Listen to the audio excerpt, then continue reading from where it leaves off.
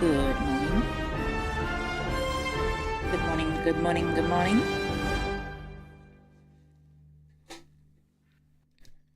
Hopefully I come alive any second now, please.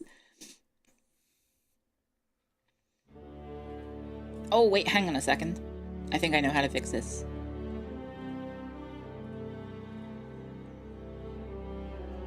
YouTube, stop telling me to run adverts.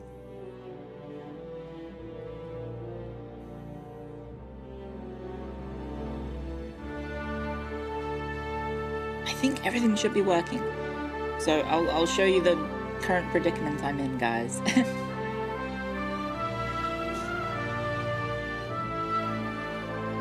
Let me show you my current predicament. If I can go over here. Help. Help.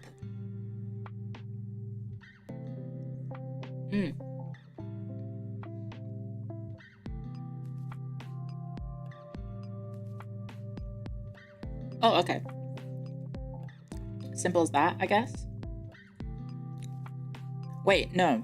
Hang on, not as simple as that. I haven't got V-Bridger on. No!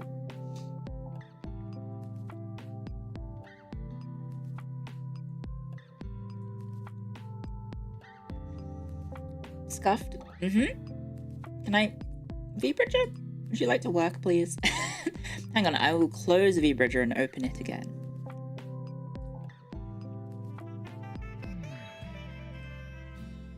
So this is what I've had to do every single time I start streaming since debuting, is fight technology to get it to work. And and I'm live. There we go. Just sometimes things don't work. Things don't work. Oh, I have Twitch chat still available. Hang on, let me hide the sneaky fucks who are... No.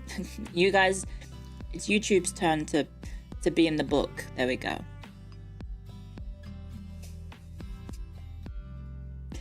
It's YouTube's turn to be in the book. There we go. Good morning, guys. I need Amy. I need help.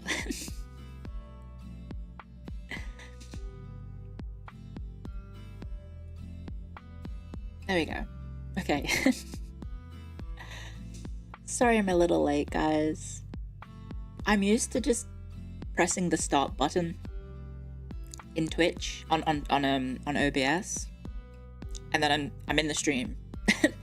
For YouTube, you have to do that, and then you have to go to the back end of YouTube, and then go to a certain website, like part of the website where your stream is set up, and then you hit go live.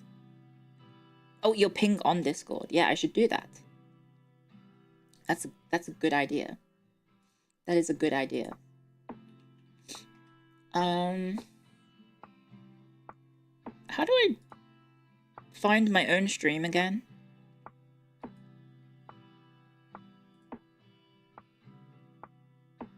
Copy link address. Maybe that'll do it. Beep, beep, beep, beep, beep.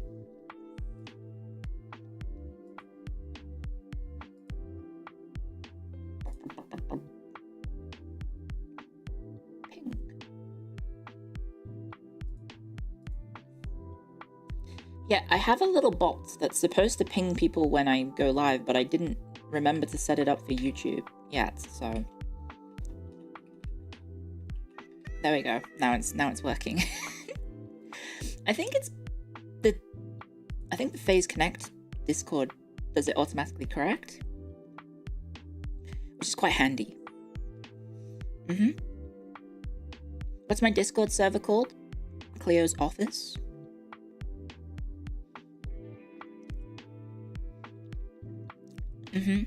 Well, the thing is, everything was working. I don't know what happened. My whole setup was working, and then as soon as I start streaming on YouTube, everything decides to just go. It just kind of pops. Sorry, I haven't had the time because I did it on stream. Let me just press this button real quick, and Bam. Now I'm looking at you guys. There we go. Cool. But good morning, everyone. Sorry I'm a little late. I've been awake for about 20 minutes. I've been awake for about 20 minutes, so I apologize if I sound a little bit tired. If you were very astute or observational, I set my waiting rooms at like 4 a.m. because, to explain what happened, the stream last night died. I think at like 9 p.m. my time. And then I figured, oh, I'll just hop into bed whilst I wait for my PC to restart. And then I fell asleep instantly and woke up at 2 a.m. I think 2 a.m., 3 a.m. or something like that. And figured, oh crap, I've got to do stuff like post. Oh, guys, did you see it? Did you see it?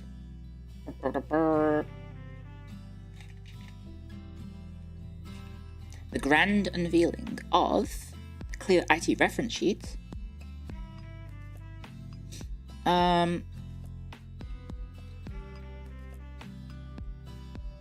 If I can figure out how to display tweets again on my stream, which I haven't done in a hot second. I guess I could just grab a browser source. I don't think there's anything evil hiding in the sides of my OBS, of my browser source. The studio, it should work, right? If I do this, studio mode, window capture, add existing Chrome. That works. And then I just put this. Oh, look at this. I'm learning how to technology.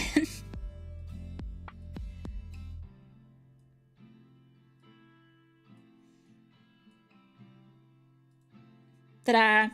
Oh, you can see the metrics. Is that just an advert? It is just an advert. Okay. Look! We have the official reference sheet. Let's go! How long is a short stream? Oh, I think today is only going to be about 2 hours. I might set a little timer in the corner that reminds me.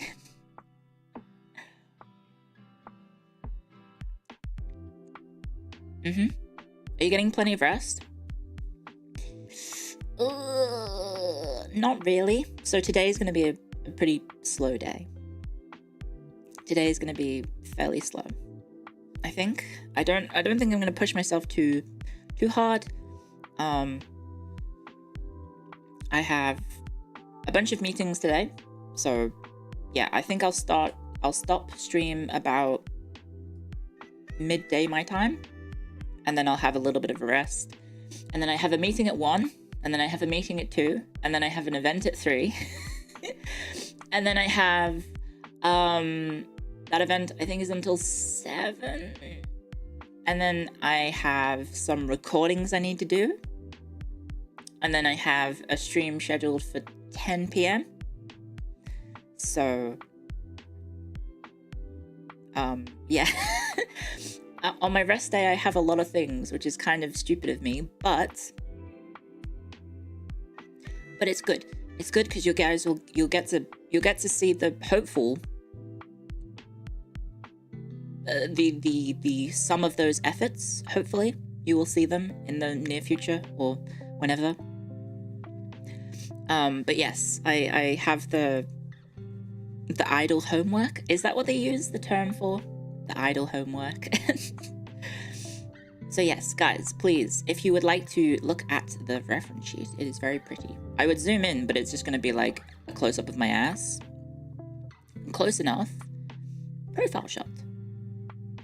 Look, that's me from the side. From never before seen angles.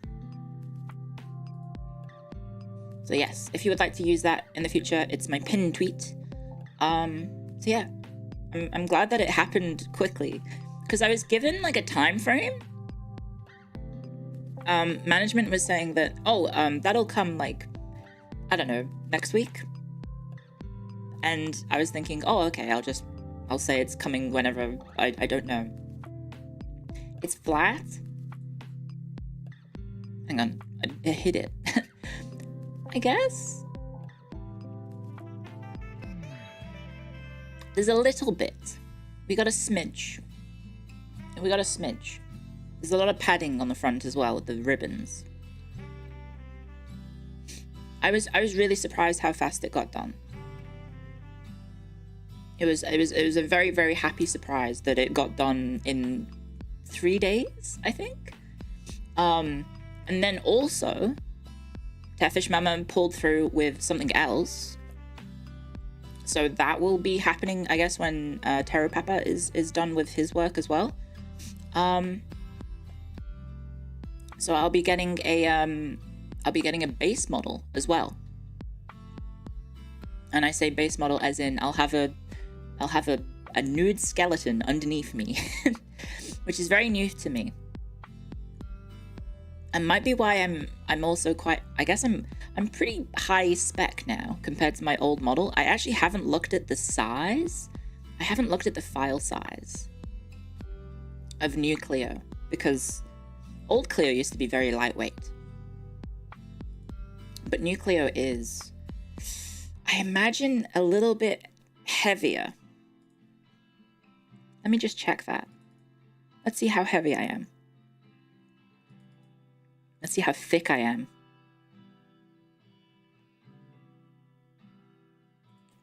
Right click, properties. Uh-huh.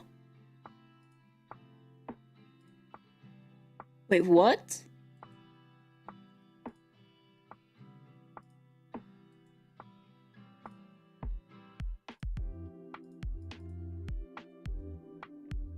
Wait, what? No way. Oh, I have zip files that are inflating the fries. So, old Clio. Sorry, I was just looking at the files. Old Clio is 25 megabytes, and then I right-clicked the properties for the new Clio, and it was 300, and I got really scared. Hang on a second, let me get rid of this zip file. I was like, damn, I got a bit thick. I got a bit extra thick. I put on 6 times the megabytes.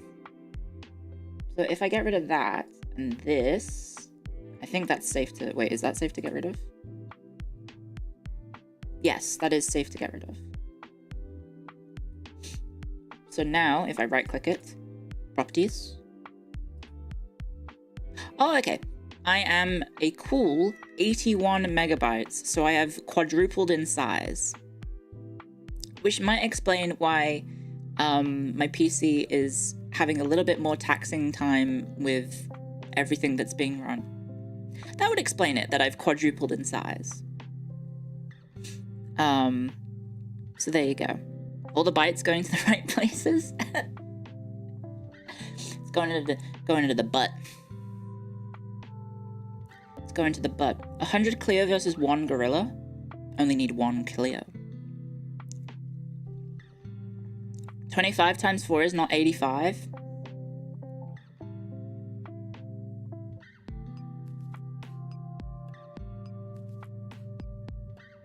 Fuck. I just went, I saw the 2 and the 20 and then the 8 is 8. 20 times 8. No, 20 times 4. So it's 3 and a bit, right? 3 and a bit. Maths is hard, guys. The bits don't lie. Neither do the bytes. And a bit is... No, 1 byte is 1,000 bits, right? Right, I think so. I think so. History major moment. Am I right, IT friends? It's that way, right? It's 1,000. No, 1 byte is 8 bits. Oh, what am I thinking of?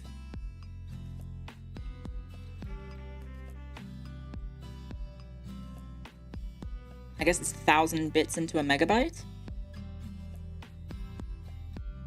Is that what I'm thinking?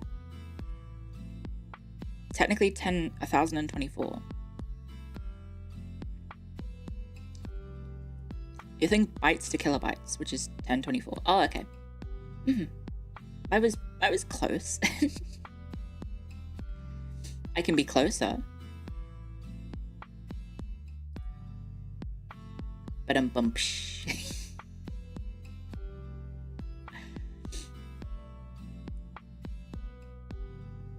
Hello. Hello. Sorry, I don't know how to be seductive. I don't know what I'm doing. I don't know how to be like a seductive temptress. Temptress.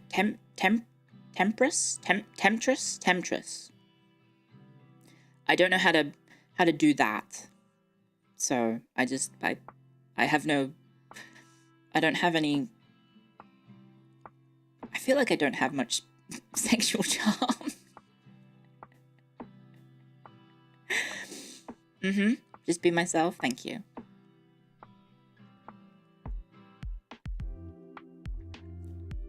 Tempura? No. Please do not batter me. In either sense of the meaning, I don't think I would survive going in a boiling vat of oil, or if you assaulted me.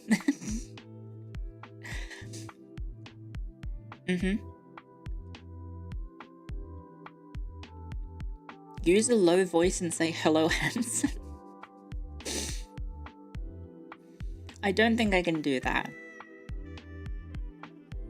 Cosplay as Marathi. That would be fun. I could become floating head and then start putting myself on interesting bodies. But I don't want to... I don't know, I'm so fond of the beautiful work that Tefish Mama did in making me look so pretty.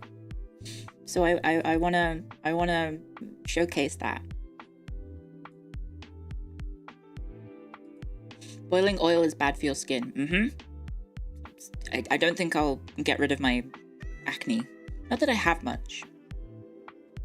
I have remarkably little acne compared to my lifestyle of being a shut-in streamer. Which you would kind of think that maybe it would, but I try and do a good job about looking after myself.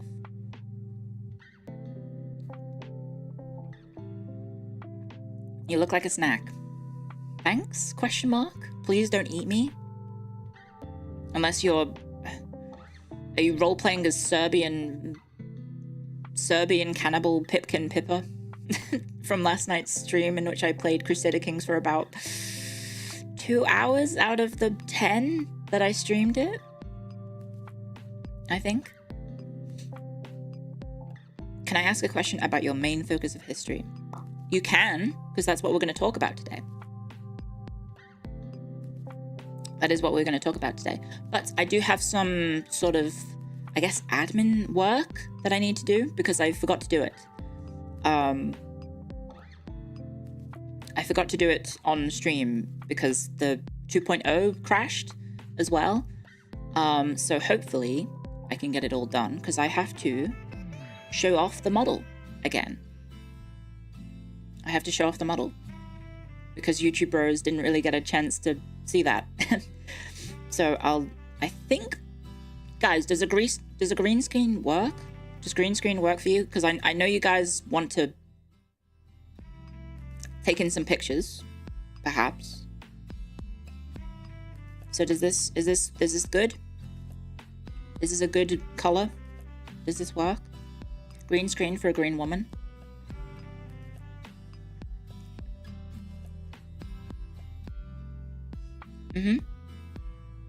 Does this help with your screenshots?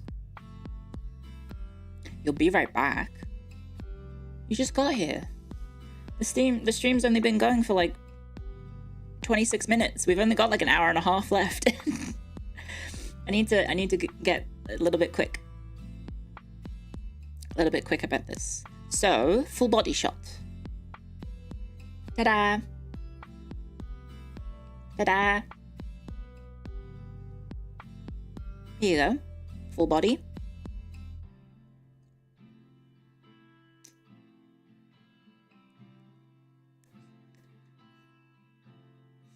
and I will give you guys, how about I give you guys the whole experience?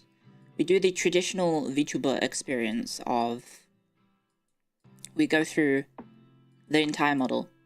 So we've got my beautiful brogues. Do you like my brogues, guys?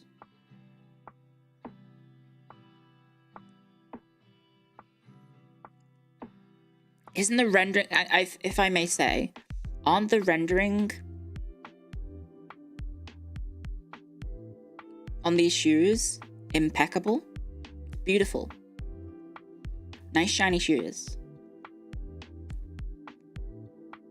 And I can turn.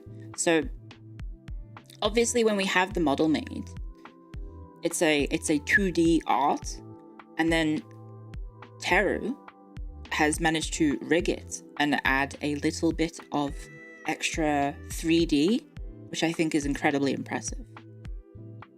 So there's a little bit of depth when I turn, and you can see sort of the behind the shoe a little bit. And I think you did an incredible job. So thank you, thank you, Terror and Tefish, for your wonderful work. And there's my ankles. There's the ankle shots. There you go, ankles for free. But I guess they're not exposed. I guess I'll leave it up to your imagination what my ankles look like.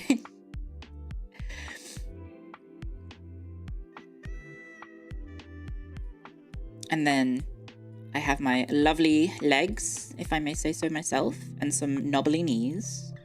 There we go. And I can get them. Ooh, I can almost cross my legs, guys. Look at that.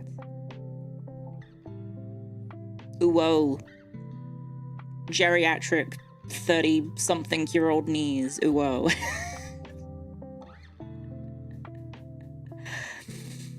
If I go too fast, they'll creak.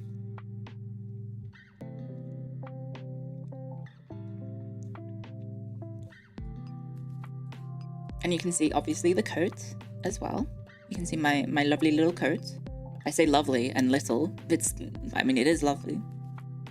It's not little. And then here's the skirt.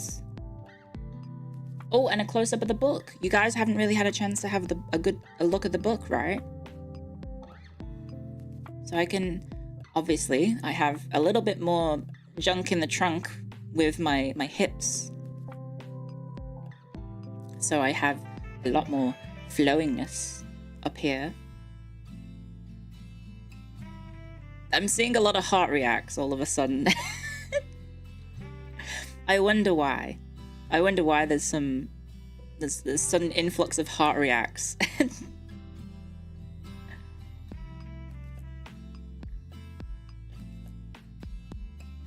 Yeah, I think the hips have a nice flow to them, and I like my skirt. Does it make sense? It might not make sense to you guys, but it's a 3 different part skirt. We have the grey part, we have the tartan part, and we have the pleated part, and I think it looks nice. And also, if I move down a little bit, you can see the back of the skirt.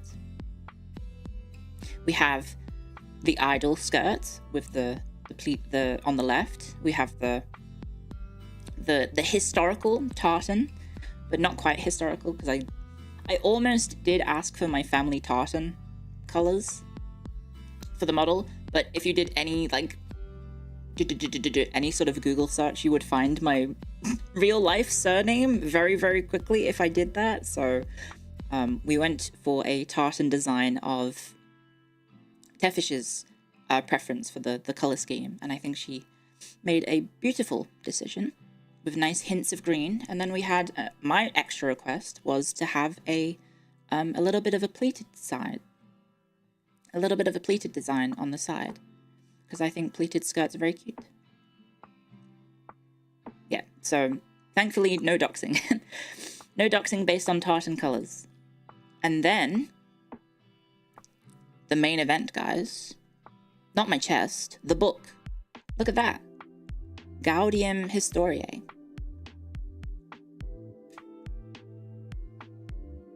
The joy of history. Do you guys like history?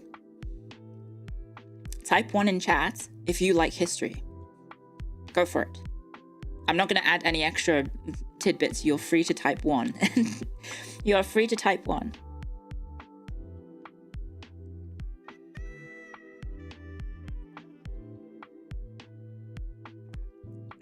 I got double belts. I'm strapped in. I'm locked and loaded. I got my emergency book holster for tactical book holding. Did someone say book holding? Bam!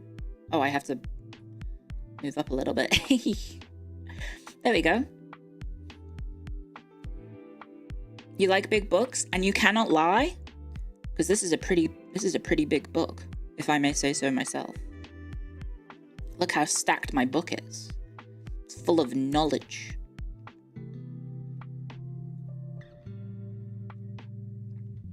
I got a thing on my hip. What's that song? Big iron on hip. Big iron on my hip. I guess it's not iron. I guess it's more paper. I got that big paper on my hip. Put it back on my hip. There we go. And I can speed read it too. Damn, bitch, you read all that? And then we have maybe some people's favorite part. We have the chest.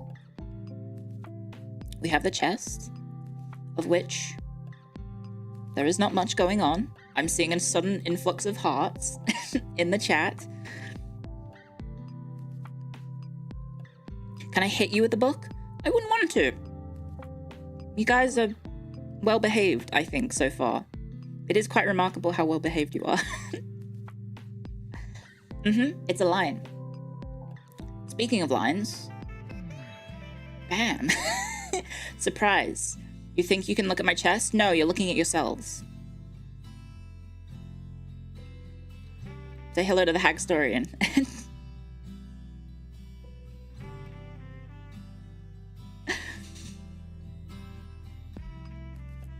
So that's you guys. This is you guys. I get to hold you and cuddle you and give you a smooch. Mwah. So, if you aren't aware, if you're not aware of the lore, the Hagstorian is based on the winged lion of Venice. And so, you guys are a baby lion who hasn't got their wings yet. And that's what if I say, boop, that's what the little emblem is. That's you guys as an adult. If you can grow up. Which I don't know. I don't know if I want you guys to grow up, because then I think if you guys grow up, I'm probably not going to be able to hold you like this. But you would have wings.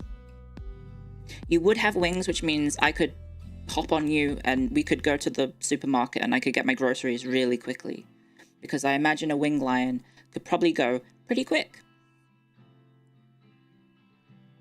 Are we potty trained? I hope so. I hope so. It would make a good bed. Yeah, let me do the full body of the Hagstorian, because you guys are quite long. See? Look how long you guys are. You're longer than my torso, I think. I think you might actually be longer than my torso. So there you go.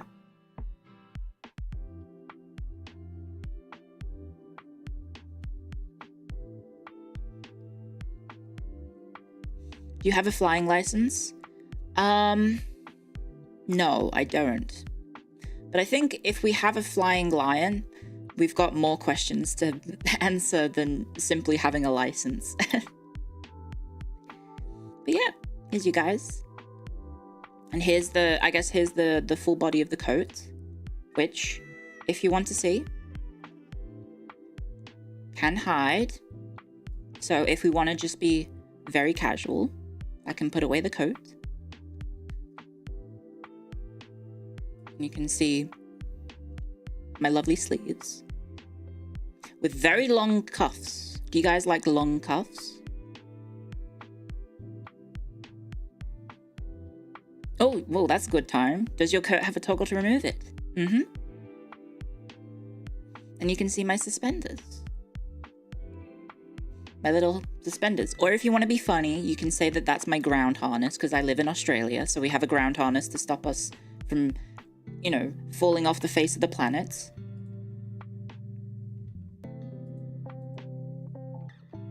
So if I was to take it off, this would happen.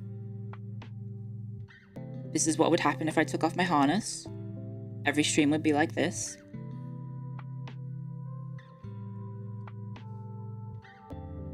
Reminds you of Attack on Titan? I haven't seen that.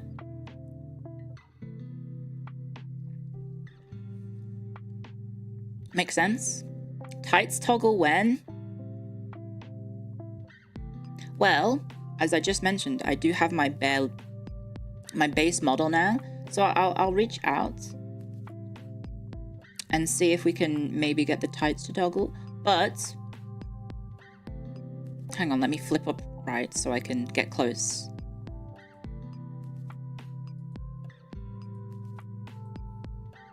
You would have to be very well behaved. Very, very, very well behaved to see the bare legs. You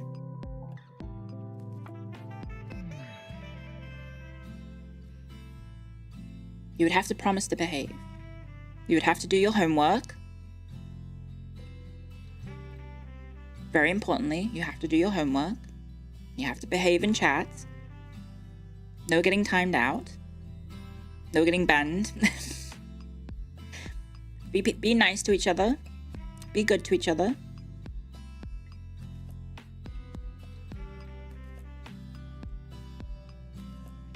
And, I don't know.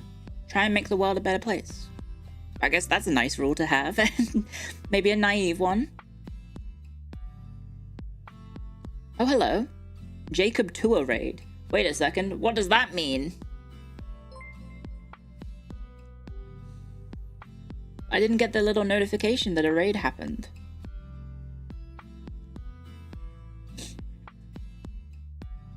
Hello? Hello, hello, hello. You don't want to do homework? Well, it's very important. You should do homework. Oh, it's just like a few people. Guys, maybe stop spamming it.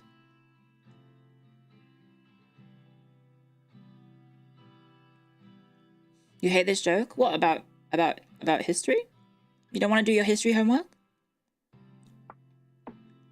No, it's quite a few people. Quite a few people. Thank you bots. Thank you bots. Thank you mods. It's very strange for me to say that because I've never had mods before. And I still don't have mods on Twitch. It's still just me. Still just me on Twitch. And everyone was really well behaved. Speaking of well behaved chatters, well behaved Hagstorians, you guys were very, very well behaved yesterday. So thank you very much, guys. It was my first time doing a multi-stream on YouTube and Twitch of, I guess, a normal length. It was still kind of short. It was still kind of short in terms of length, but we I didn't think we had any issues. I think everyone was on their best behavior. Do you have birthday merch planned? That's a secret. That's a secret. You'll have to wait and see.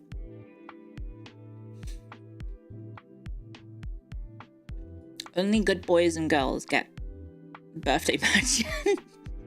Only good boys and girls get the chance to buy birthday merch. You must consume.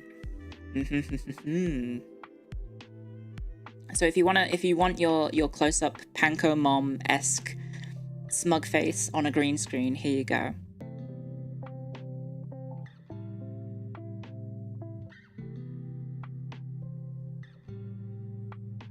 If you want some extra fan service.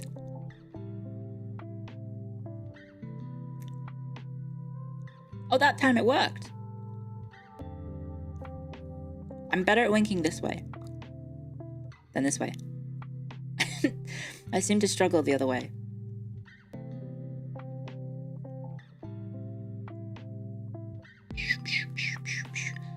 So yes, my hair is a little bit tidier. I can't be so frizzy and messy like I was in the past. Unfortunately, the FaZe World Library does require dress code. So no jeans at the moment, and a bit of a brush of my hair. But maybe in the future the rules can be a little bit more relaxed. And then I can bring back my old hair. Yeah, I like how I look. You like my glasses? It is obviously a pretty big change glasses wise. But I think my face suits the nice round glasses. And then the chains, I think Tefish and Taro did a beautiful job with the chains. I didn't even ask for them. Taro and Tefish, sorry, just cooked them up by herself. It was just like, oh, Clio, glasses. Put a chain on it. And so all of a sudden I had a chained glasses. And then Taro was like, oh my lordy, how do I rig this? He was like, what the heck? But I think they both did a wonderful job. I got that chains, yeah. I got gold chains on my neck, kind of. Warby Parker sponsorship. That could be fun. Future sponsorships, different styles of glasses. That could be fun. Are you listening, management? Maybe we can do that in the future. But yes, here's the full body, and I'll give you a full body shot without the coat. Here you go. And I think I've covered everything. I guess I should do the expressions next.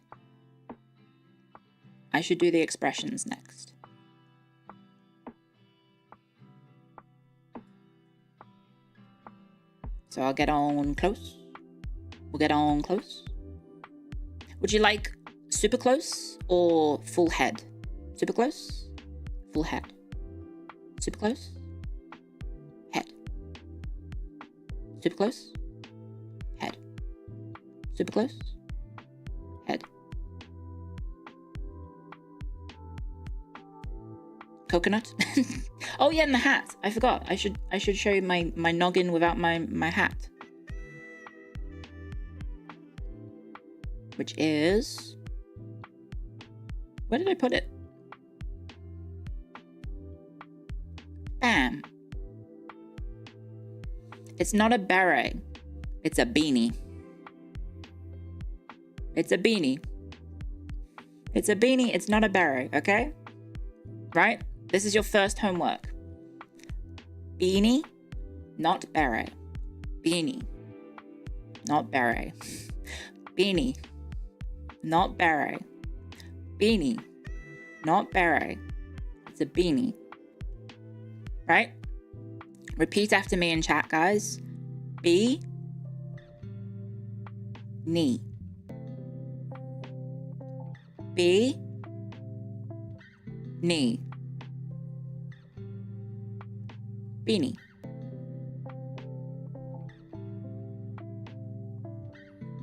I'm failing all of you. I'm seeing too many of you guys are saying beret. You're failing the course. For some reason, FaZe Library has courses about history, and you're all failing them.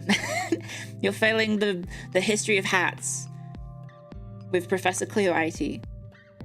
Because you're all typing beret, you naughty Hagstorians. And if you keep doing that, the hat comes back on. There you go. See, it's a beanie.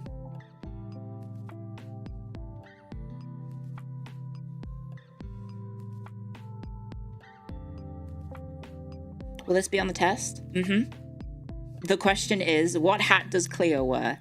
And that's the only question. Option A, beanie. Option B, also beanie. Option C,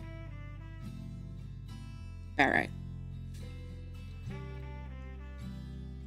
Or option D. All of the above. And then option E, none of the above. What is the difference? There's a big difference. A beret has French implications that I'd rather avoid. Because I am not French. No, don't all type C. I'm starting to think you guys are not behaving. And if you guys aren't behaving, then you're not going to get the sacred toggle later. That if you were at yesterday's stream, you'll not get the sacred toggle if you keep typing C or beanie. I mean beret. No. If you type beanie in the chat, I will give you the sacred toggle combinations. Okay? So you better start typing beanie, okay?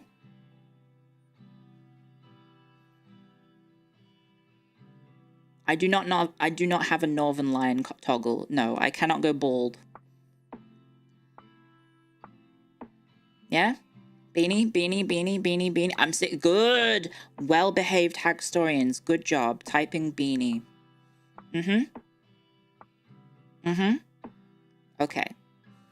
Seeing as you are behaving now, maybe I will give you the sacred toggle. But you'll have to wait. Okay? Because it's in an order. It's in an order and I don't want to do them out of order because I'll probably lose place about where I am in the list. I don't think it's that many. But this is my face when you guys keep saying beret in the chat. Bam. Clio, you're not sad enough for Phase Connect. Clio, you're not sad enough for Phase Connect.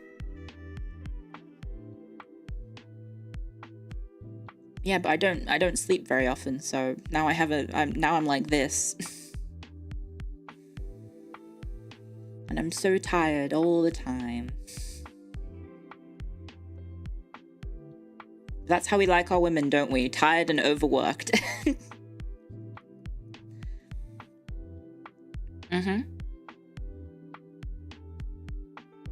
But I guess that's more tired rather than angry or upset.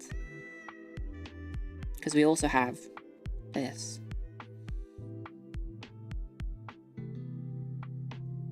My face when you keep saying beret in the chat.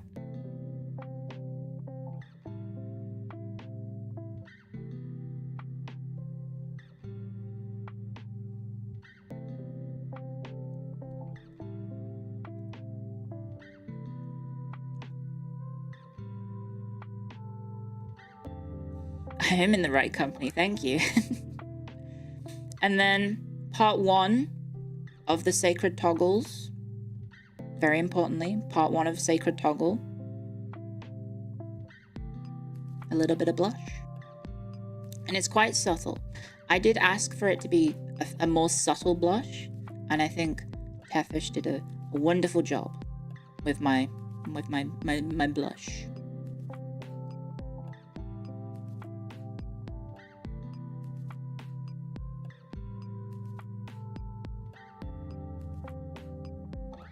Yeah?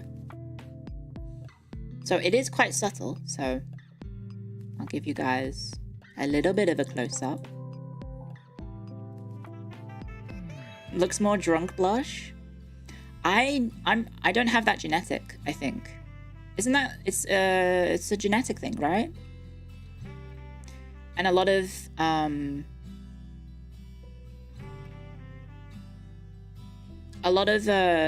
Asian people have that, right? It's quite common in Asia to have the blush when you drink. Like your face gets all flushed, right? I don't have that. I'm Irish. It would be very embarrassing if I drank alcohol and my face got even redder. All my freckles joined together into one big red mark.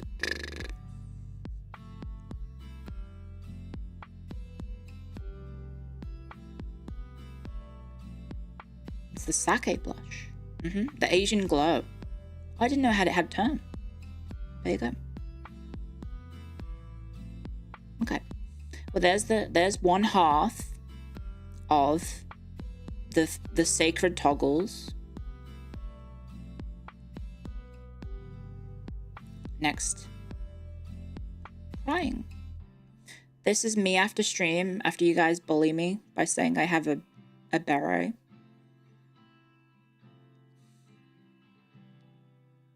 I have freckles. Yeah. I think I'm actually quite it's quite rare for VTubers to have freckles, but I'm Irish, so I figured I should probably have some freckles. So I have freckles. Do you drink a lot? When I met up with Clara, I did.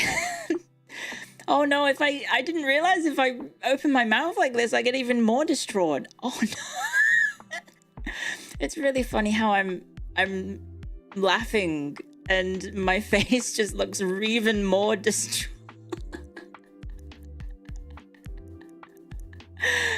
I didn't realize that I did this. That's really fun. That's really funny. Yeah, I met Clara earlier in this year. Sakana said we weren't allowed to talk about it until debut. But I did a trip to Japan to go see New Japan Pro Wrestling's Wrestle Kingdom. And so whilst I was there, I got to say hi to Clara. I should probably talk about this without crying. It sounds bad. It sounds bad if I'm constantly sobbing whilst I'm talking about meeting my senpai.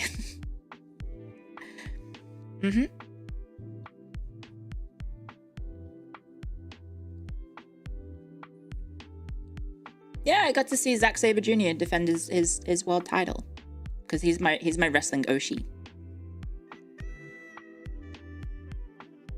And that's why I said to myself, I'm only going to go watch Wrestle Kingdom in person if Zack Sabre Jr. wins the world title and makes it to Wrestle Kingdom, and then he did. So I was like, well, I gotta go through on the promise. So I went to Wrestle Kingdom and I got to attend, and it was really cool. It was really cool. I have a picture outside. I think I'm allowed to probably show this on stream. Small little tangent. I have seen the Armored MMA, yes. Opinions on Tetsuya Naito. I hope he retires at some point because his knees probably need the rest. And the fact that he's wrestling without the ability to see properly as well. Let's see if I can find the picture. I should have it in my OBS somewhere. Because I've used it on stream multiple times. Might be in my download folder. No, it wouldn't be there. Pictures?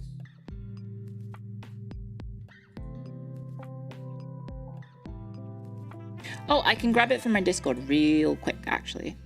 I think. If you bear with me. Because it is a nice picture, I think.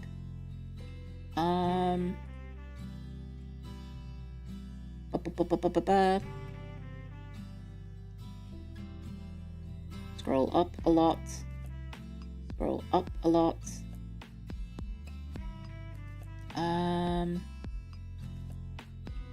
Oh my gosh. There it is.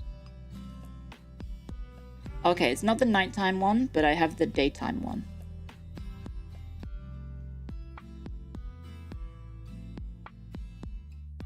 Okay. Open, save image. Pixel. Sure. Okay, this picture is going to be very big, but I don't have the nighttime one on me. Okay. Let me go over here and add it to the OBS scene. It is... Bam. Fit to screen. Transform fit to screen. There you go. Ta-da! Be careful about reflections. I should be good.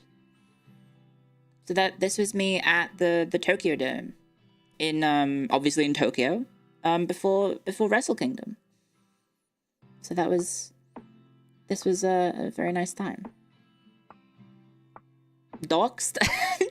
Yeah, guys, that's what I look like IRL. I have a nice plush body. Nice selfie, thank you. I'm very good with somehow being 6 inches tall and able to hold the phone. There you go. That was me at Wrestle Kingdom. I think this was was night 1, and I slept in, and I had to like sprint to the arena, so I looked incredibly disheveled. And then I got there and I did this picture really quickly, and then I went and got my seat. Very squishable. Yes, that was my my makeshift plush that sold last year, I think it was last year the plush happened. You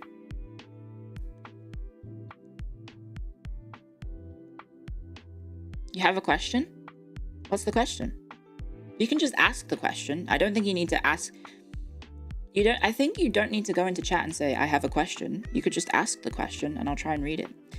If it's in Japan, why is the sign in English? I think it's quite a common thing in Japan to use English as like a trendy thing, right? And I think because the Tokyo Dome is a big arena. It's like 40,000 capacity. So I guess it makes sense that the sign is also in English, right? There's probably a sign up there as well that's in Japanese, but yeah. Clio, why are you? Clio, why are you? Not who are you, why are you? Permission to speak? I can't believe you missed the Champions League match. Well, my team doesn't play in those, so I don't watch them. Do you wear wigs? No. No, I do not wear wigs.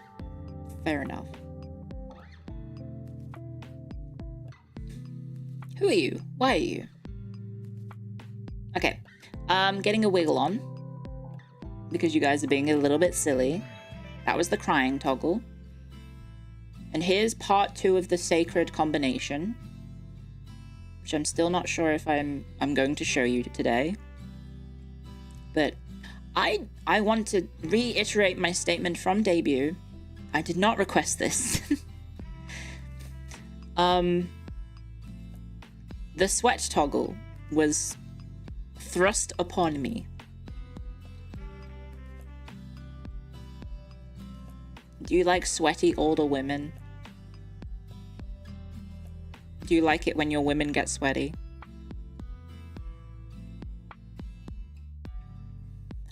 I'm like 99.9% sure I didn't request this.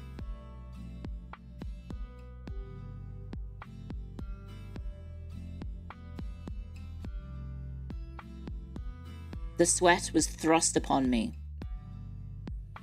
Don't say that. It was Sakana. I don't think it was. I think Tefish Mama just cooked. Just cooked me being sweaty. Look, it's quite hot. If I put the coat on and I'm in the library, I guess, you know, might be a little bit stuffy, you know? There might not be many windows. So yeah, a little bit stuffy. So I didn't choose the sweaty life. It was the sweaty life was chosen for me, apparently. And then the next one requires a little bit of teamwork, because we have to take the glasses off. And then I'm gonna try and nail this in one go.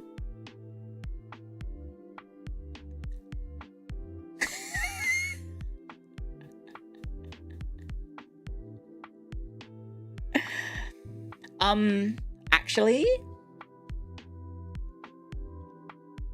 historians do not use the term Dark Ages anymore because we have more and more information about the time period, and therefore the usage of the term Dark Ages is inaccurate now.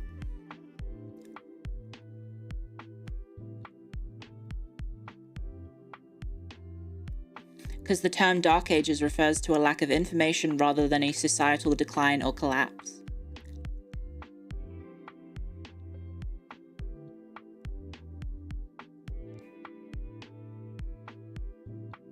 I did request this because I thought it would be funny if I ever have like a nerd emoji moment on stream. What is the correct term? So historians typically use antiquity.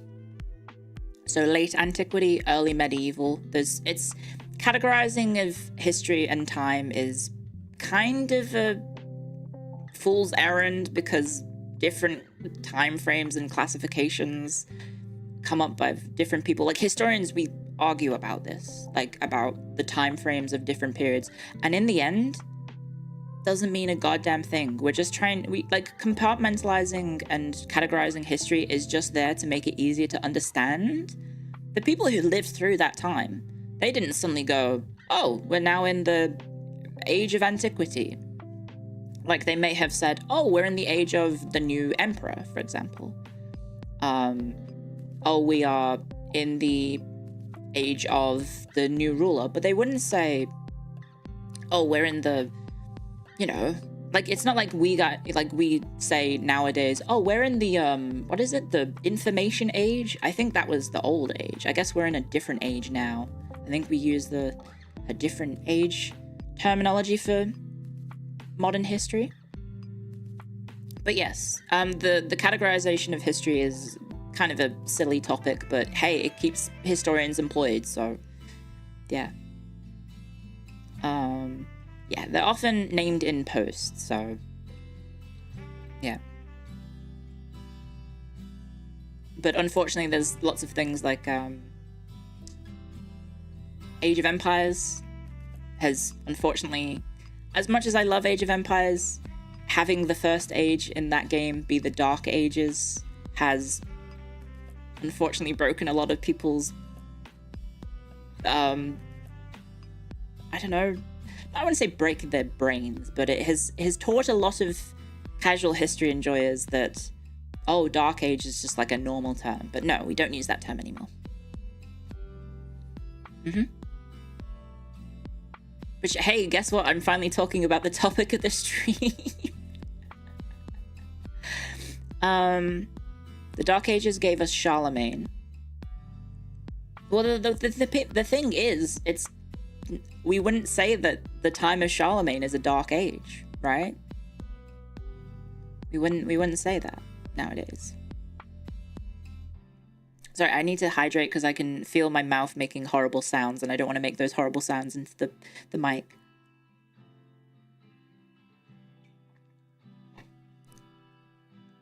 But yes, I'll very quickly finish my toggles really quick. So we have angry. My face when you say Dark Ages. My face when you say beret. All of these toggles can just be applicable for when you guys say beret.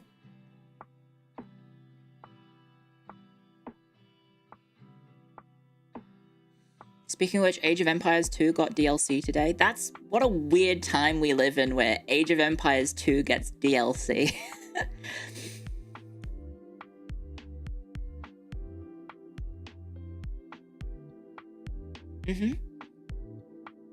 Not Barry, beret. There you go. Here's your toggle of angry Clio. My face when you don't do your homework. Beret, that's what you're wearing. Stop it. Do you want to see the sacred toggle combination or not?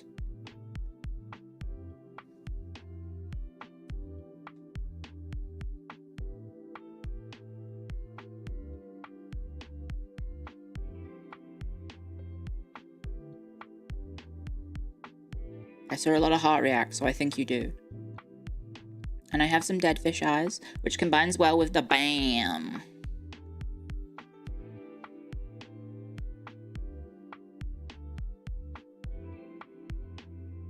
There we go.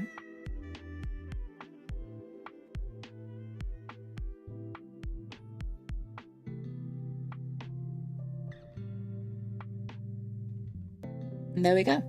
So, we have one final thing. We have one final toggle, the sacred combination. I did promise it you yesterday, but a lot of you guys have been typing beret into chat. So here is your final test. Guys, what hat am I wearing? And if we don't get the right answer, you're not getting the sacred toggle combination. Not today, at least. What is my hat? Beanie, beanie, beanie, beanie, beanie. Yeah, see, you can behave. Okay. Seeing as you've been good, and you got the answer correct, although I'm seeing a remarkable amount of people who are being naughty and typing beret.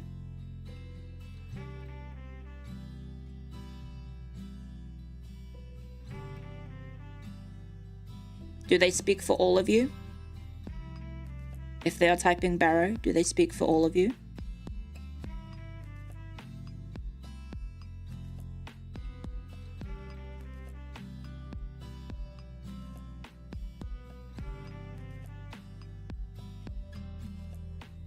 Good. I'm seeing a lot of people change their mind and they're typing beanie instead. So, seeing as you have been well behaved, here is the moment you have been waiting for. You ready? In fact, I will be a little cheeky.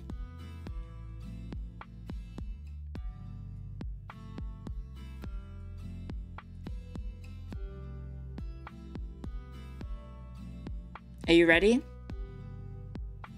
Drum roll, please.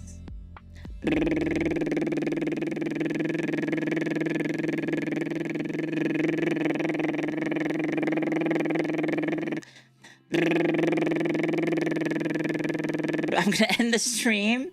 Wait, how long have I got? No, I got plenty of time. We've got like an hour.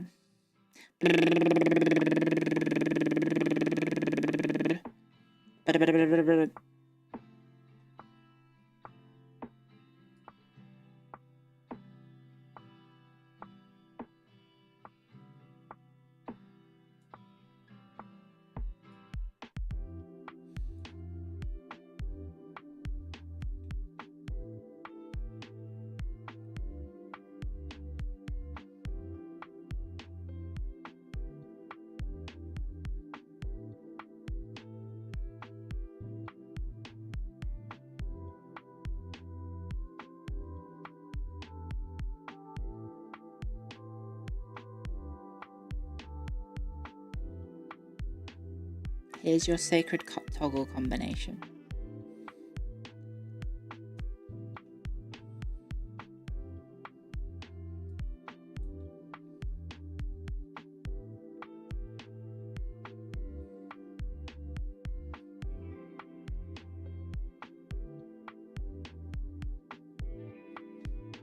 Were you contractually obligated for this? No.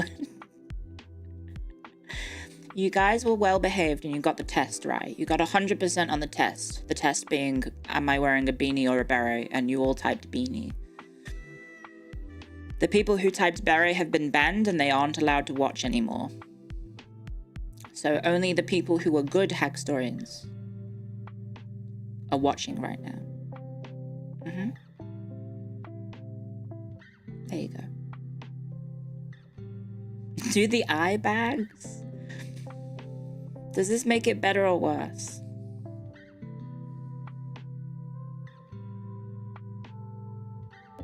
I see why Sakinus hired you.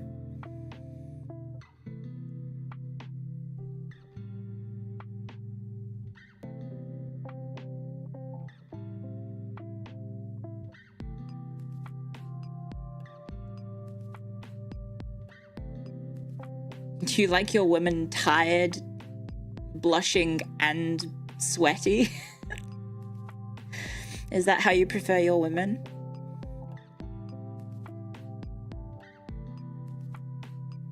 I guess I'll give you the full noggin shot.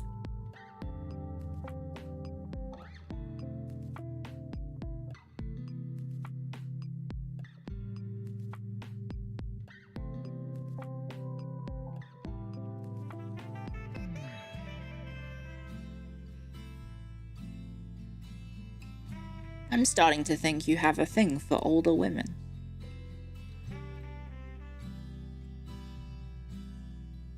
Park for me? Hime Miya Rie's stream is probably down the street if you want to see that. Panko Mouth?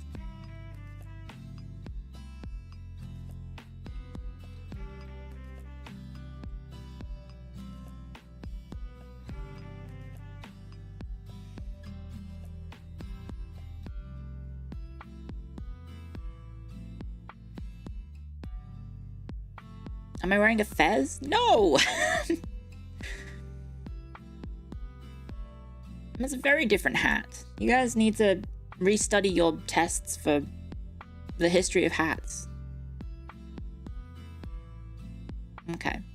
Say goodbye to your fun little toggle, okay? There we go. And I think that's everything. I think that's everything I wanted to show in the 2.0 before my Windows crashed and I was too scared to try and fix it live on stream. So,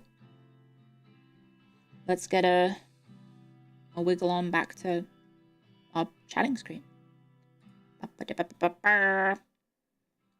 Yay! Hopefully you guys took lots of screenshots.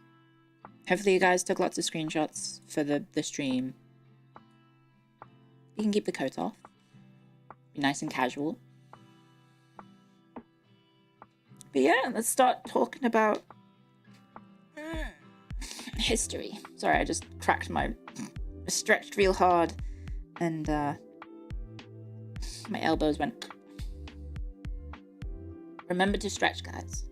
We have been an hour into stream, so if you've been watching, good to exercise, get some stretches in.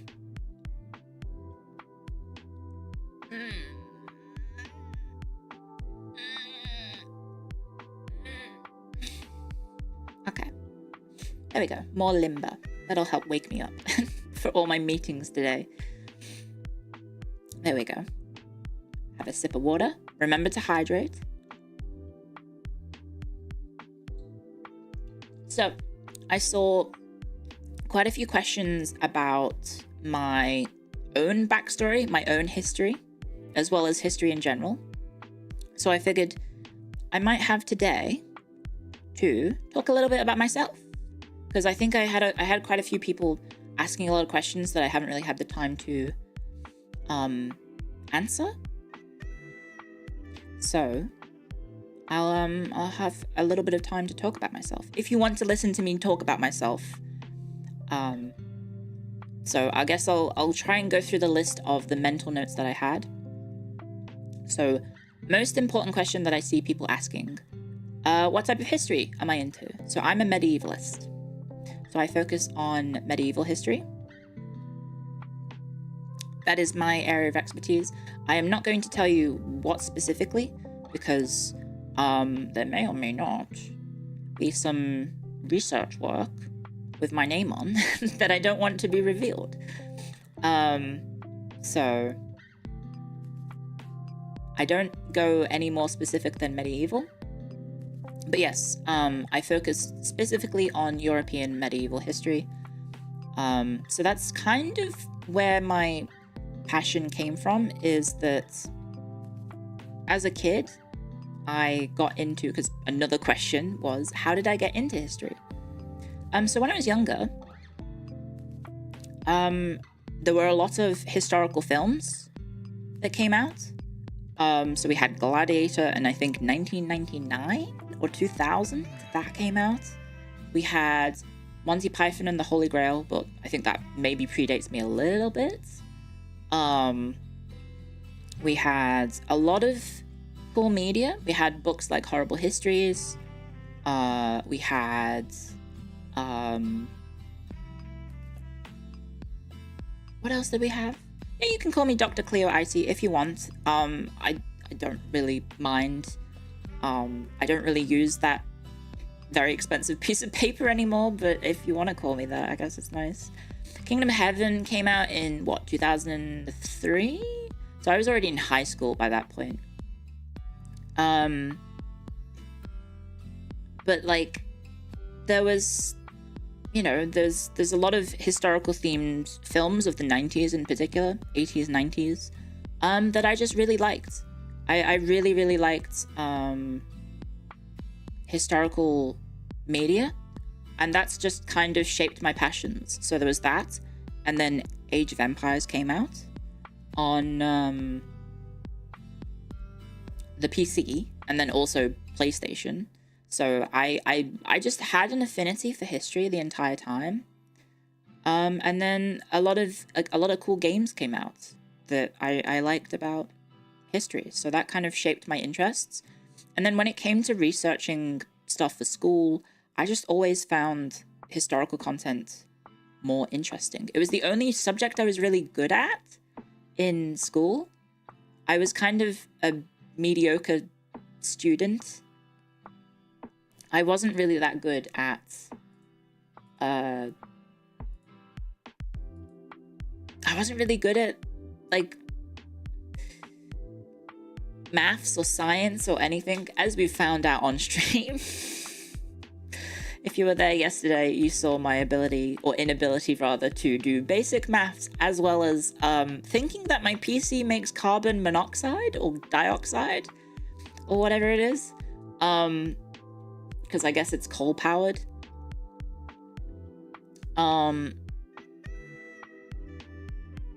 Yeah, I always liked history, and I found every other subject kind of boring as a result. It was just more interesting to learn about castles and knights and medieval princesses and kingdoms and battles. That's just what interested me as a kid. And so that kind of shaped my entire life. And so growing up in Europe, you are actually quite lucky, because obviously it depends on where you are, but the school curriculum, I think, is quite interesting when it comes to Europe. And this is one of the things that I kind of decry about the Australian education system, is that when you are a student in Australia, a lot of your history lessons are either just about Australian history or modern history. So the average Australian history student learns, obviously it's important to learn your own country's history, but, you know, when you're in Australia, you don't have much history, because a lot of the history that we have is dated from, obviously, the arrival of the settlers, the colonists. So the Aboriginal people's history is not, they didn't have a written language, so there's only so much sources that we have. Are you a girl for a Gillibean? I guess I would have to be loyal to the Pope. I guess I am Catholic, so I'd have to say I'm loyal to the Pope rather than the Holy Roman Emperor. That's like it in America as well. So yeah, Australian history is quite recent.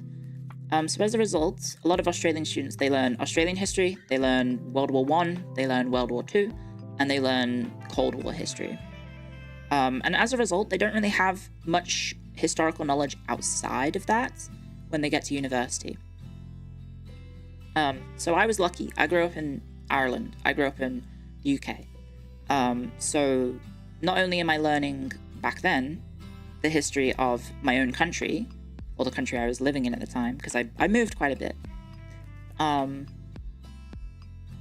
also got to learn the broader medieval European history as a whole, because obviously if you're in a European country, it's kind of hard to learn your own nation's history without learning about the history of the countries around you, because you are so intertwined and interconnected. Like, for example, did you guys know that during the Irish conflict with the English for independence, well, not I guess independence, but a long time ago, in the 1500s, the Irish clans fled in exile to Spain and tried to get the Spanish king to back their fight for independence against the British crown, for example. So there's actually I think it's in Galicia, which is northwest Spain. I think there are like little pockets of Irish diaspora who have probably by this point integrated into Spanish society, obviously. But yeah, there's pockets of Irish clans that fled to Spain to flee the persecution of the English during the, I want to say 1500s. I want to say that was the 1500s. So yeah, there was these various different clans that tried to petition the Spanish crown for help in the fight against the English, to save them against the English crown. Obviously didn't work, unfortunately. Unfortunately for them, didn't work. But yeah, there's a little history knowledge for you if you didn't know that. Yeah, the Flight of the Earls. Thank you for putting the term. That's the term for it. Yeah, the Flight of the Earls. I think it's the O'Connells off the top of the dome. I'm trying to remember if it was the I think it's the O'Connells. I have not read Fair Blows the Wind. I haven't. Thank you for the recommendation. I'll try and remember that. Lots of Irish names pop up in Spanish military history. Leopoldo O'Donnell Y. Joris. How do I say the Y? Sorry, I'm really white. I'm really Anglo, I guess. How do you say the Y sound in Spanish? Can we get some William Wallace history? I only really know the surface level of William Wallace. Sorry. Is it E? The E? So it'd be O'Donnell E. Joris. Okay. Thank you. There'll probably be many moments in throughout my streams in which I need to ask for help with pronunciation, because sometimes I will most likely get it wrong. The O'Neills and the O'Donnells. Okay. Cool. Thank you. I know the Spanish are white. Sorry, I did correct myself. I did correct myself.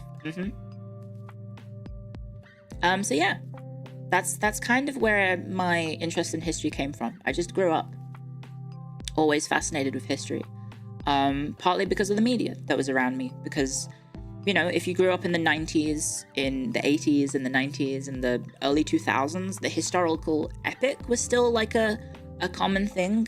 I feel like historical epics kind of fell out of vogue. I think the last one was kind of Troy, right?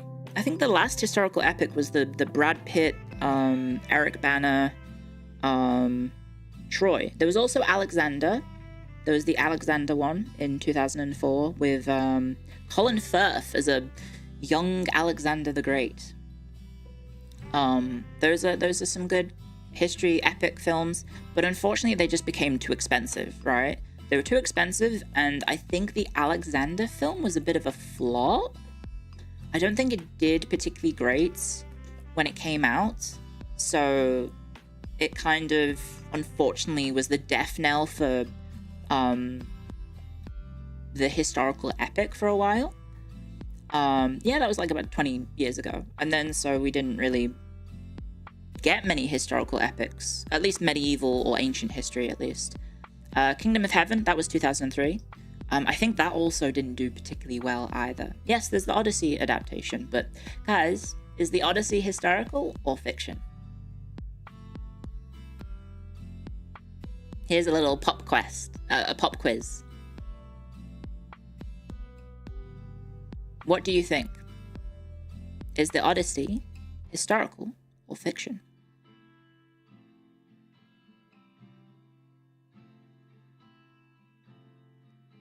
There was HBO's Rome. Oh yes, there were. I'm not saying that there was no media at all made from like 2004, 2005 onwards, but there was, less. It's real. It's fiction. Fiction set in history. True and real. A bit of both. Smart. Yes. So historians don't really have like a conclusive answer for the Odyssey. I think the main theory going forwards is still that it's fictional works on the backdrop of history. Obviously, we don't have mythical monsters existing in real life. Sorry to disappoint. But yeah, there's a lot of Homeric myths, which is normally what we refer to them as. So we normally call them Homeric myths or Homeric stories, because there may be some basis in history, but we just don't know. Also, fun fact, Homer also subject to the same sort of situation as William Shakespeare, where we don't know for certain if Homer was one person or a collection of people. So yeah, there you go. Another sort of little fact. If you're not aware, that's one of the theories about Homer. It might not be one person. It might be multiple people.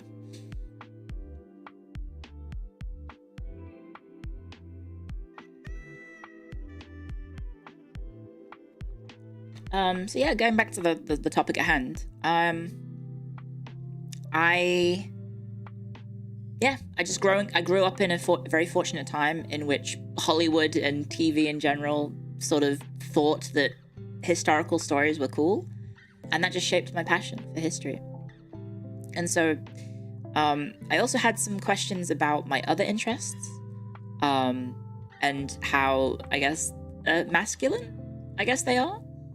I did have quite a few people talk about that. I'm a tomboy. If I may use the term, I am a tomboy, or former tomboy. So I grew up sport crazy. I've always been very sporty. I've always been very sort of active. I didn't really have a childhood in that I was a competitive swimmer from a very, very young age, and my parents pushed really hard for me to be a tomboy. For me to be a tomboy, for me to be a competitive swimmer. So they actually did it to my older sister as well. But yeah, basically, I've just always been very sporty, very active. I was always in swimming teams. I competed from a very young age in competitive swimming. So I think I was competing from about 7 years old onwards. I was entering competitions for swimming.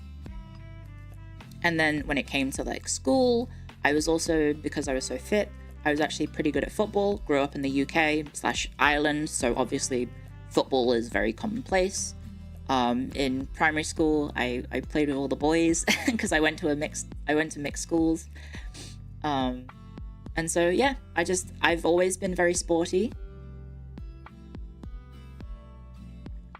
And so as a result, I guess that helped shape my interests. So I was very sporty, and as a result, when you're always around boys, you kind of pick up on their interests as well, because you're hanging out after football matches or swimming meets.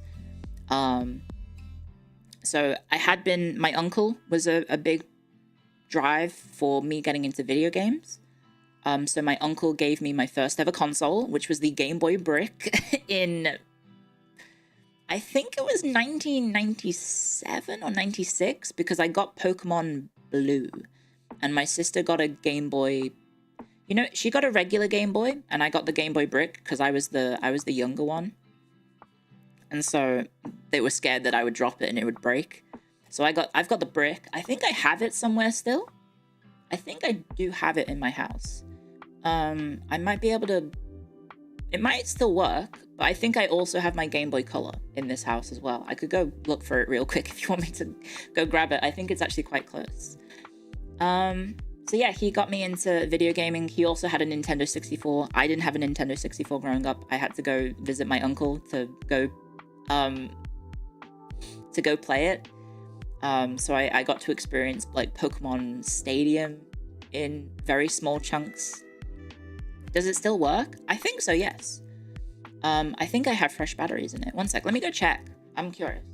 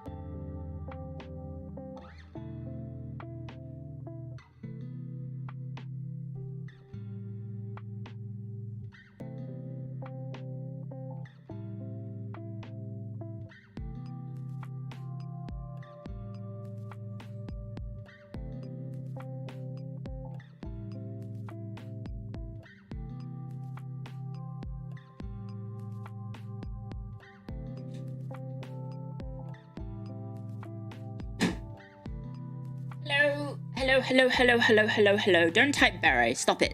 Bad. Bad, bad, bad, bad, bad. Okay, so the batteries weren't working in my Game Boy Color. But I just put some new batteries in, so hopefully this works.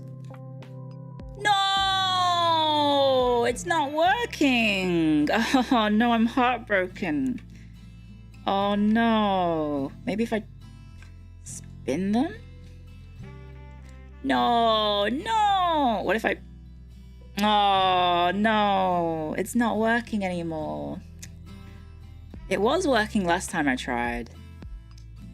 Oh no.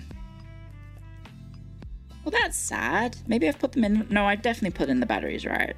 I guess time comes for us all. Which, this is a Game Boy Color. It's the original purple one. Can you hear this? Can you hear this? I'm tapping the Game Boy. It's still got my copy of Pokemon Blue in it.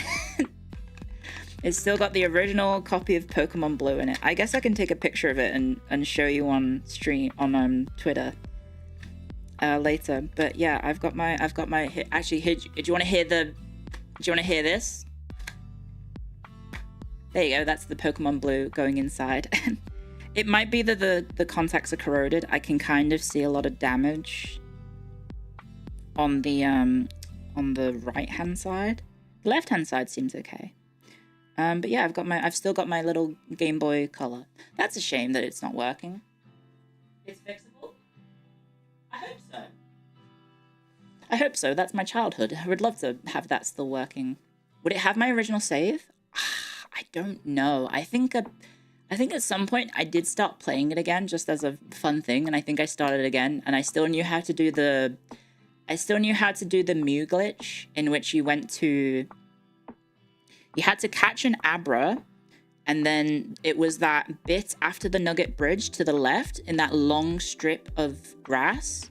You had to have an Abra, and then in the same frame of walking into that trainer's line of sight, you have to hit start and then teleport, right? And then you teleported back to, is it Cerulean City? And then you took a few steps, and then a wild Mew appeared, and then you had to catch it. That was it. I still knew how to do that. So I think I had a wild Mew on my copy of Pokemon Blue. Oh man. I'm sad that doesn't work. That would have been fun. That could have been a sick, like, little hand cam stream, right? Getting out my Game Boy Color. Oh man. Oh well. Oh well.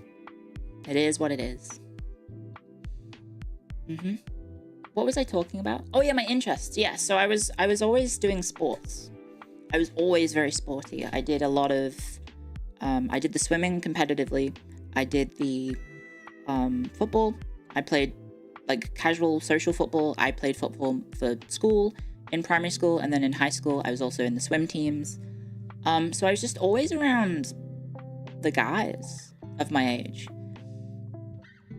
So I was a bit of a tomboy, I guess, and yeah, that just kind of helped shape who I am, and as a result, like, I got into professional wrestling through the football team, because a bunch of, 14-year-old boys, what are they going to be into in the, I don't know, when was that?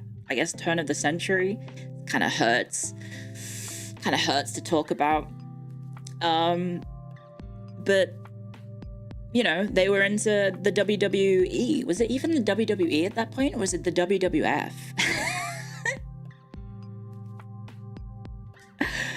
I might have still been the WWF, but that's kind of when I got introduced to wrestling, and then I think I got into wrestling proper around this is a bit embarrassing.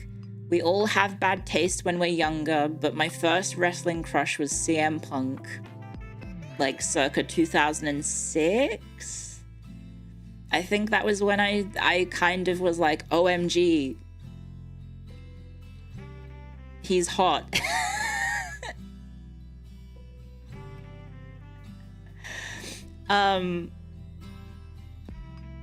So that was my look, we all have bad taste when we're younger, okay?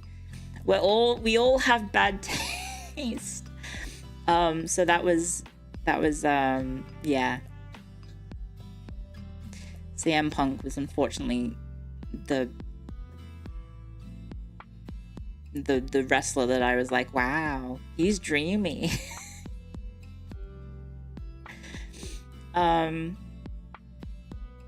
He's so edgy. He's so, look at him. He's so counterculture. He's such a punk. He's so cool. Yeah, he is back in WWE. And now he's like in his 40s, and every now I see him, I still like him as a wrestler, but I don't like have any sort of like, I don't know, love in that regard, or like a crush on him. It was just like a teenage crush, because that was around the time I was, I guess, I shouldn't say specifically how old I was, but yeah, that was around that time. The heart ones with the heart ones.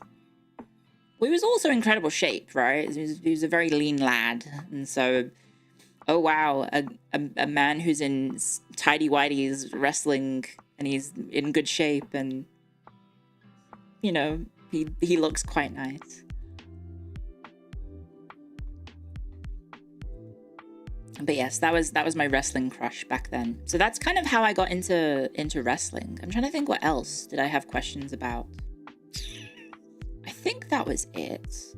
I did see a bunch of people who were like, why are you into history? Why are you into wrestling? So that kind of explains that. And then the gaming was my uncle, because he was a massive gamer.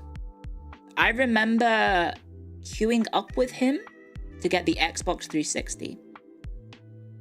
And he was asking me what games he should get. And there was that weird game which the Xbox 360 launched that the protagonist had to like change shape. Do you know what I'm talking about? It was like a kind of like a furry-esque or like anthropomorphic adjacent video game that launched with the Xbox 360. Do you know what it is? It was a launch title. I remember saying, "Oh, get that one. It seems interesting," because it, you know, I guess it was like modern day Banjo-Kazooie or something. It wasn't Prototype. It wasn't Knack. I'm talking about the original Xbox 360. Was it Cameo? Let me look it up.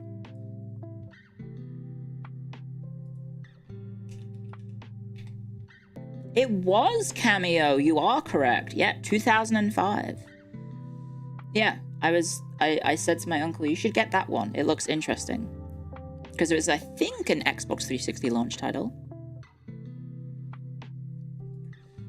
And then my uncle was like, that looks lame. And so he got it, and then I don't think he ever played it. What were the Xbox 360 launch titles? Xbox 360 launch games. What was it? So he got Perfect Dark Zero. He got that for himself. I suggested Cameo. And then I think he got FIFA. I think he got FIFA 2006, which was the World Cup one. And then I think he also got Gun. But yeah, I think he only ever played Perfect Dark Zero. So yeah, that was my experience with gaming. It was mostly just through him. After a while, my parents did get us a PlayStation 2. I have a silly story from when I was younger. I think it was like 2001 or maybe 2002 for Christmas. I did grow up, I guess, fairly comfortably. So my parents, obviously we had all the presents under the tree, and I was opening presents, and I opened this one present for me, and it was Robot Wars, I think Arenas of Destruction for the PlayStation 2. And very silly little old me was like, OMG, Robot Wars, yay! But I don't have a PlayStation 2, I can't play it. And little did I know that my parents and my nan, I think, went halves on getting me a PlayStation 2 for myself and my sister. And so then I think they do have, you know, that classic picture of like kids opening a present and finding like the NES or the SNES, and they go, "Whoa, oh my god," and they like freak the heck out. I think there are pictures of me doing that with the PlayStation 2. I think there's some pictures somewhere in the family archives of me losing my shit as a little, oh god, would I have been a teenager? I don't remember how old I was. What the fuck is a NES? Nintendo Entertainment System. You were an N64 kid? I never had an N64. My uncle did. So that's how I got to experience N64 games. I was pogging out my gourd. So yeah. There you go. I think that's a little bit of my history. I guess we can talk about history in general. Because we've only got about 15-ish minutes left of the stream. That's you with the 3DS? Oh, that's sweet. You have kids in your chat now? Yeah. That's part of being a VTuber, is that obviously I think the audience skews a little bit younger.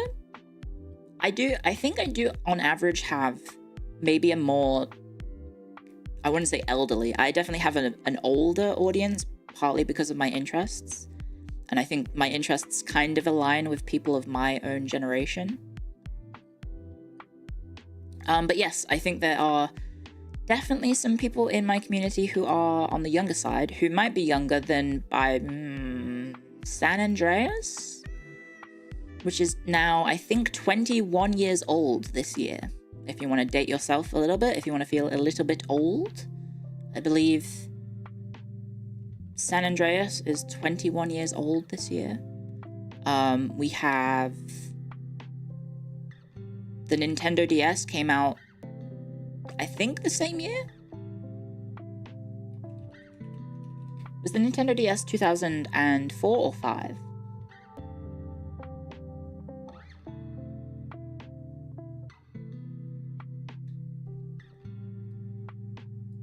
It was 2004 originally. Don't do that. Yeah. Oh yeah, I forgot that the Nintendo DS had like a really weird launch. It was like, it first launched in North America. Did you guys know that?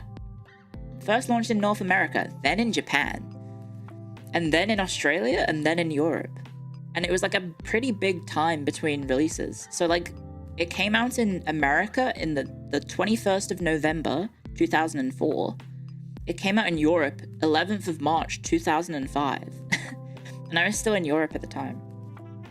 So we had to wait. How many months is that? November, December, January, February, March. We had to wait 5 extra months for the console to come out. Those are ancient games and devices. The Nintendo DS is not ancient. Don't say that. That is mean. You will hurt a lot of people in chat if you say that that is ancient. San Andreas came out when you graduated high school. Why? I think it must have been to do with maybe production issues, or perhaps it was trying to hit like holiday or like certain time frames for launch. But yeah, gone are the days of sort of staggered releases. Like, fun fact for the people who are, I guess, modern day Pokemon fans, if I double check my information, if I check Pokemon Blue, yeah. So the original launch of Pokemon Red and Green was 1996 in February the 27th, 1996 in Japan. It came to the West in 1998. It took almost like 2.5 years for the game to come out in the West. So there you go.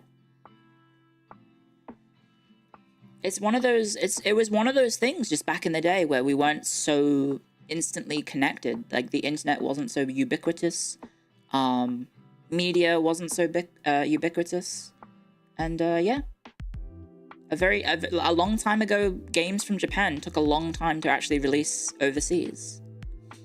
What made you move to Australia? Long story short is that my family got offered a job in Australia on top of I had just finished schooling and we were looking at university.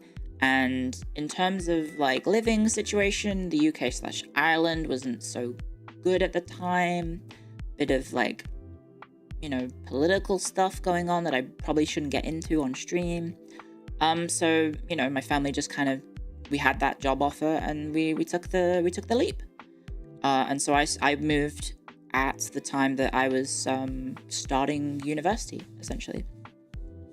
So that's why we ended up in Australia. There you go. But yeah, it's one of those interesting things that like nowadays we kind of take it for granted that games launch same time, same day around the planet. No, it wasn't the Troubles. It wasn't the Troubles. Although if you want to know, I guess if I can talk about my personal history a little bit more.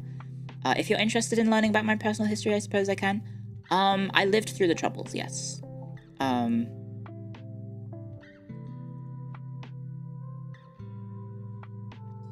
So a story about my childhood is that we were driving through Northern Ireland, and obviously we were in a car that had a Republic of Ireland license plate. This is about 1995, so it's tail end of the Troubles. And basically we were just driving around down a country road, and then all of a sudden I don't know the correct term, sorry, because I don't know the modern military terms. I guess like a squad or a platoon or a group of British soldiers basically step out of the hedge line, essentially, and flag down our car. And so we are flagged down and we're pulled over, and so essentially, like, and then I think at some point the nearby field, a fucking helicopter comes over and like drops in some more troops as well. And yeah, basically they flagged us down, and we were suspected of being members of I guess the IRA. Meeting time check. No, we're all good. We were sort of, I guess, suspected of being members of the IRA because, you know, car driving down a country road, Irish plates. For whatever reason, because you did get checked at the border back in the day. You did get checked, so we had already been through like a checkpoint. And then yeah, they flagged us down, suspicion of, you know, being in the IRA, potentially a car bomb situation. So guns pointed at everyone in the car, asking us information. My dad gets questioned, my mum gets questioned, soldiers pointing guns at us. I would have been, you know, not too old, but, you know, I was old enough to remember this, and it was a pretty scary moment. Pretty scary moment to go through and have, you know, grown adults with live ammunition loaded guns, I would assume, pointed at you purely because of being Irish, you know? So we got held up for, I want to say it was like 30 to 45 minutes. We were just going on a holiday. we were just on a holiday. And so yeah, I do not recommend. It is a very scary situation to have a gun pointed at you, and I had that fairly young. And no, we did not have any car bombs or weapons. We were not drug running. We were not gun running. We were not, you know, doing anything suspicious. We were just wanting to go on a trip as a family. Does this fuel passion for history? Fueled a passion for something at the time, which I shouldn't say on stream. But, you know, the past is the past, and we'll leave it there.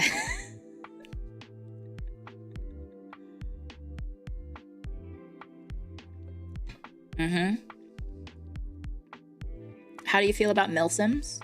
Yeah, I mean, they're fun. I do enjoy FPSs. I quite enjoy the Battlefield series. I've never really been into like the more TISM side of that. Like, I've never really played Arma. I've never really played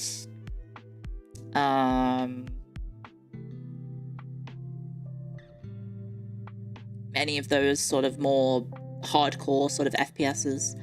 I definitely played more of the casual ones. Like, I played Halo, I played Halo,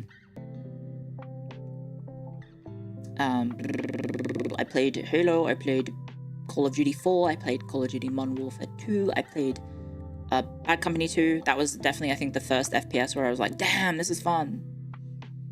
Historical shooters, I played some of the single player CODs, I think, on console back in the day, but never like as like a competitive multiplayer sort of thing. Yeah, I played Battlefield 1, I played Battlefield 5, which I guess contradicts what I just said, but they're more modern. I assume you were talking about like the older FPSs.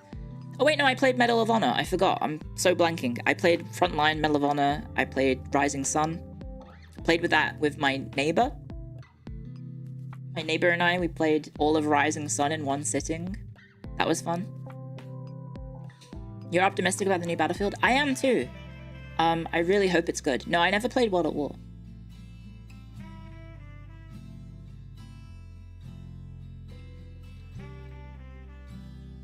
The first couple of CODs were fun.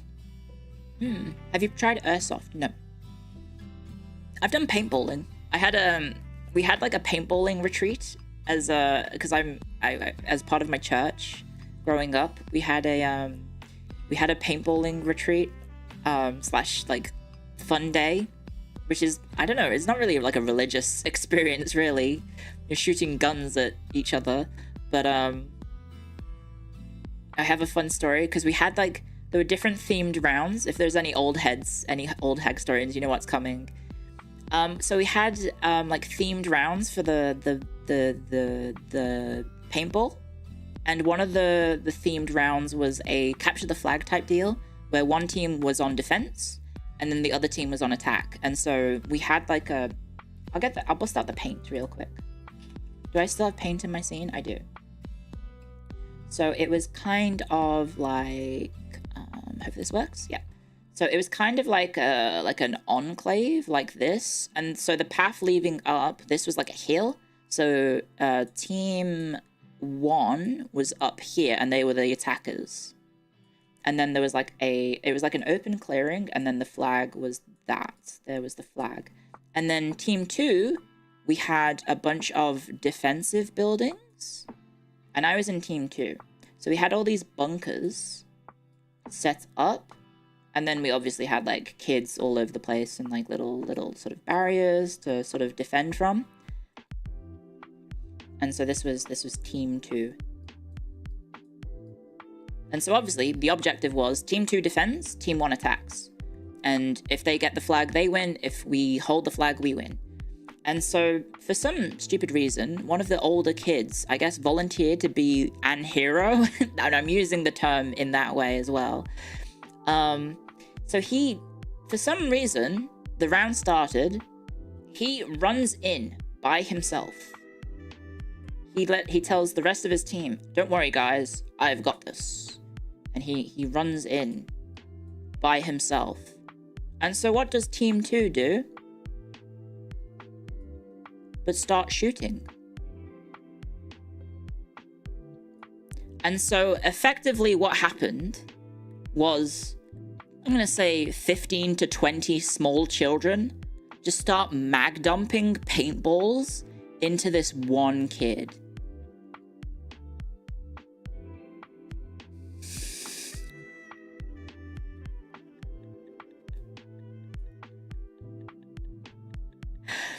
And so he looked like a Pollock painting by the end of it. And he just started crying, sobbing out of his eyes because he was just shot to shit.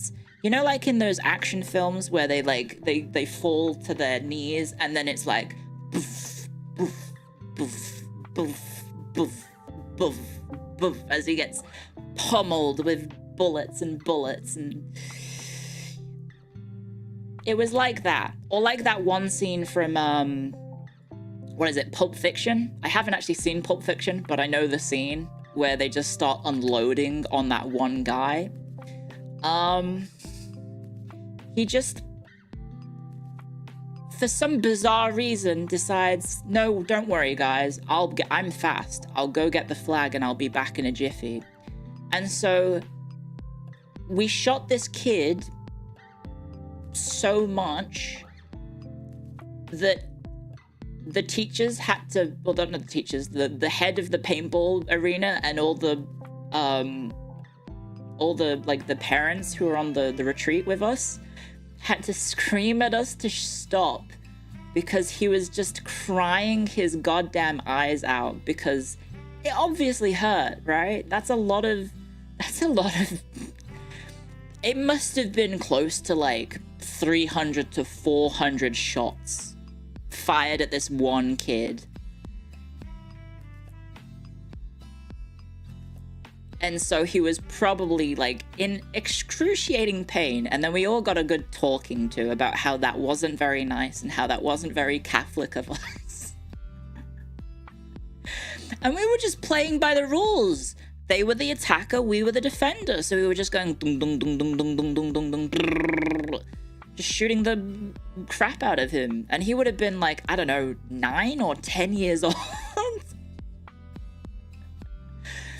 And I have been shot. I know it hurts. So we were a little bit sinister, a little bit evil. That was a little bit, you know, a little bit nasty of us. But it was also incredibly funny. And I have this story to talk about, you know, I don't know, 25 years later.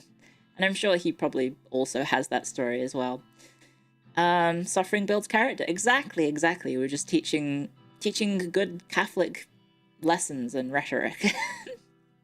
Why did I say rhetoric? Rhetoric.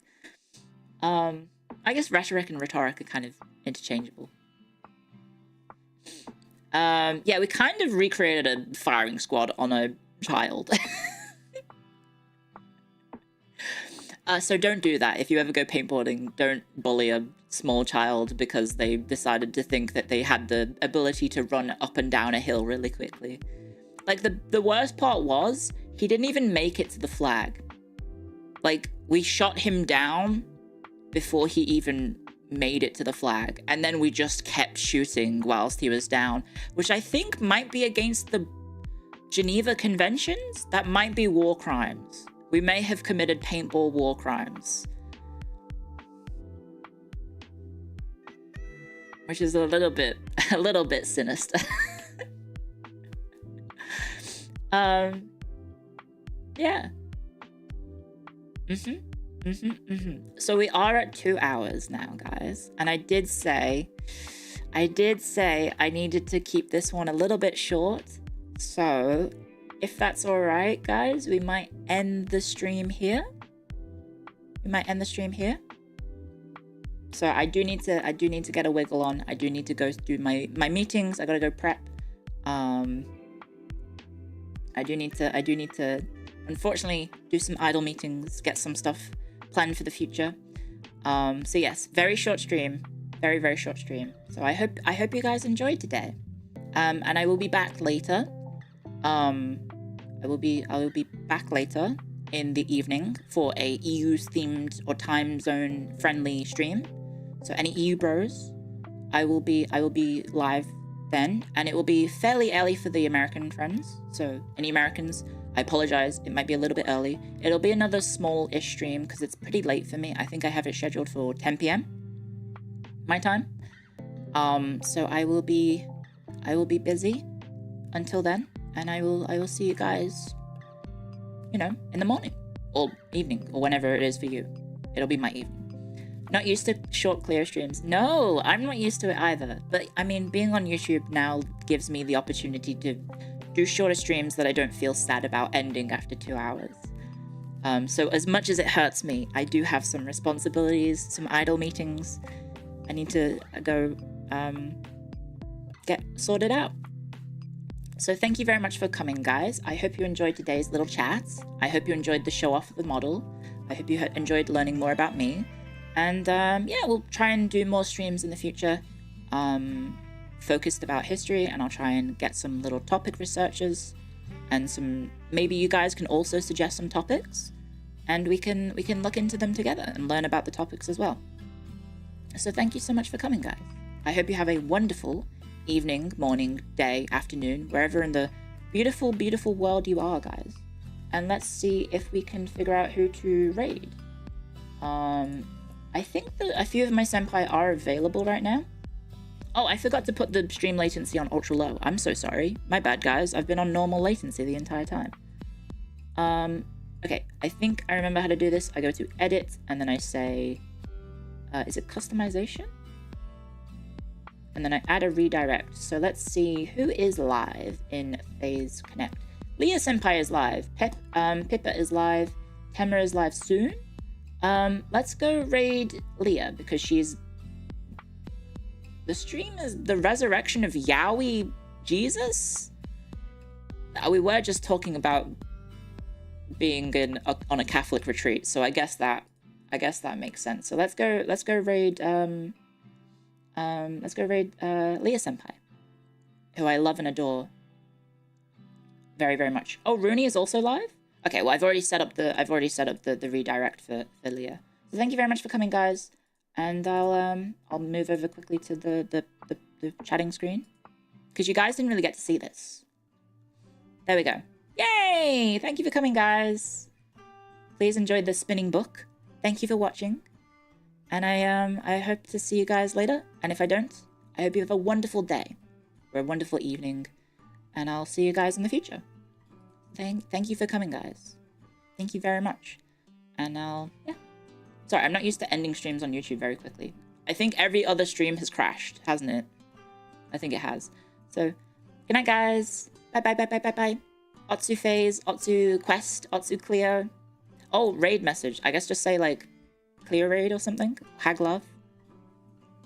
Bye, guys. Bye, bye, bye, bye, bye, bye.